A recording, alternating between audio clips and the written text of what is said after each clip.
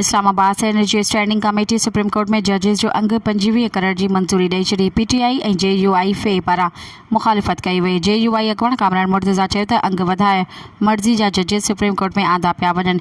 PTI जे हामिद ख़ान चयो त जजिस मुक़ररी जो इहो तरीक़ेकार अदलिया जी आज़ादी ते हमिलो आहे। पीपुल्स पार्टी घटि में घटि अंग 21 लाज़मी करण जी हिमायत कई।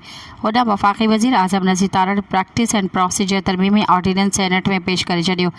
ऐवान तरमीमी ऑर्डीनेंस स्टैंडिंग कमेटी ॾांहुं उमाणे छॾियो। ऑर्डीनेंस में प्रैक्टिस एंड प्रोसीजर एक्ट तहत क़ाइमु 3 रुकनी जजिस कमेटी लाइ 3 मेंबर नामज़द करण जो इख्तियार चीफ जस्टिस खे ॾिनो वियो। मज़ीद ख़बरनि ऐं तफ़सीलात लाइ विज़िट कयो असांजी वेबसाइट www.awamiNewsHD.com ऐं ॾिसंदा रहो अवामी न्यूज़ HD।